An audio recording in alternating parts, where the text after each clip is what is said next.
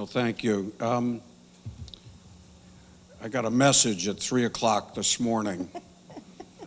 You heard in Dave's introduction that Mary Ann had been stuck in Washington, D.C., and I was worried about her getting here. And she sends a message at 3 o'clock in the morning that she's landed at Bradley. So I expected to see her here at about 11:15.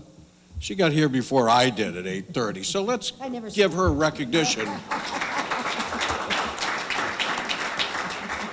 She is a tireless advocate, and I was thrilled to be invited to be on this advisory panel of the NetBlue project because I'm a planner and I'm a lawyer. I deal with implementation, and I'm fortunate to be able to represent developers and governments and neighborhood organizations and advocacy groups. And as you heard Dave say, I'm the president of Rivers Alliance, so I look at it from that perspective as well. But overarching all this is the need to make sure that all stakeholders are on board.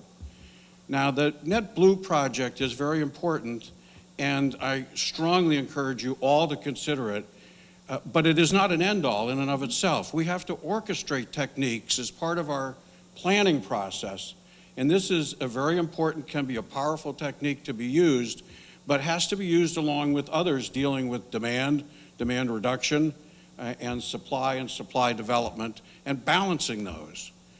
And so that's the message I want to leave with you here at the outset, and we'll talk again about this afternoon in our panel on implementing at the local level. As Mary Ann says, this is a bottom-up approach. There's so much that we can do at the local level. We have the state water plan now, and Rivers Alliance was a strong advocate for that. Margaret Miner, who was a driving force to be reckoned with.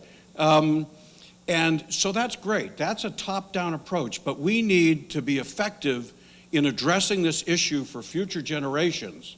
And that's our job as planners, you know. Our job is to take care of the needs today, but our job also is to give voice to generations not yet born who aren't here and can't advocate for their needs. So we need the top-down approach from the state. We need the water plan. We've got it. That's great. But we also need a bottom-up approach. There's so much that local governments can do in identifying their supply situation, their demand needs, and looking out over time with climate change to shape it from the bottom up. So we're going to talk a little bit about that today. Sometimes we learn from our failures. On Friday, I was in Phoenix addressing the annual meeting of planners and lawyers on land use issues. And it brought me back to 35 years ago.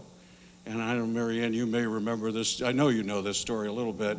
When I was the consultant to Scottsdale, and we developed, that was the era of growth management. Everything was growth management driven.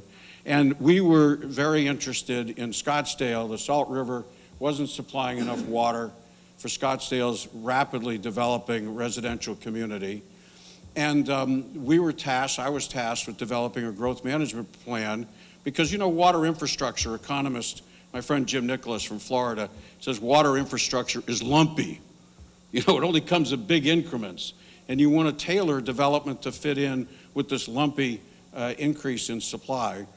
And so, amazingly, because of a wonderful mayor and strong council, Scottsdale was able to put together enough votes to adopt a growth management plan that would be the most developer-friendly growth management plan you could possibly have of the era.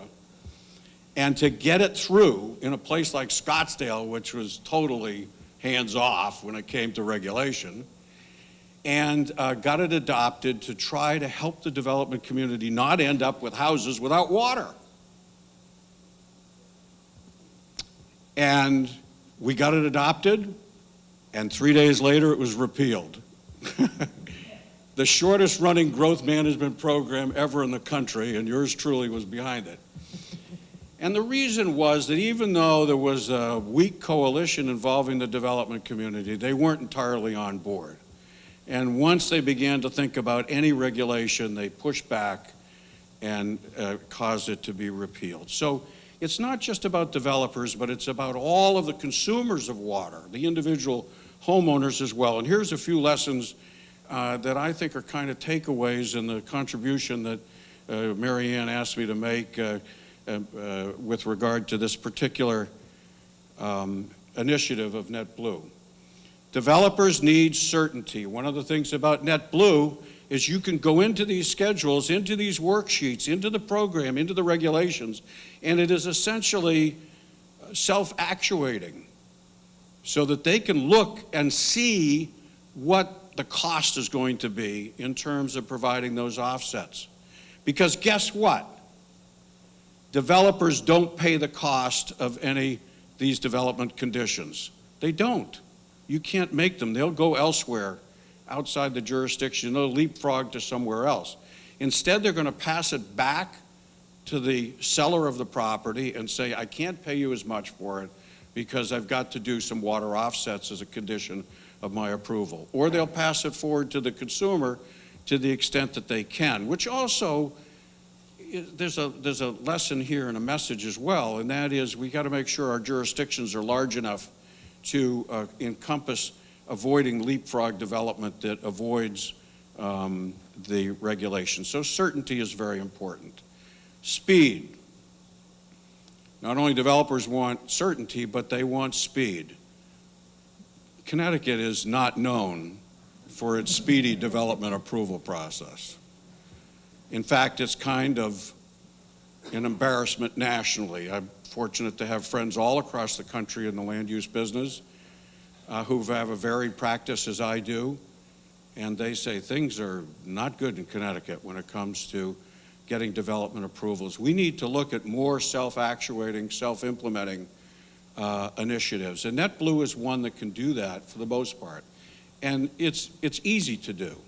And developers will appreciate that, and other individuals who are stakeholders and consumers of water will appreciate it as well. So think about speed in these permitting processes. And equity.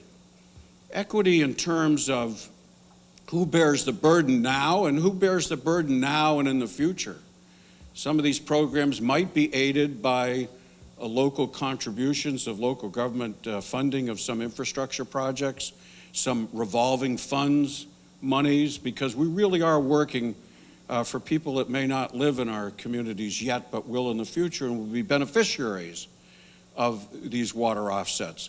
One of the things that's really important and I want to highlight here is that the beauty, Mary Ann, that we talked about of the water offset program is it allows a lot of retrofitting.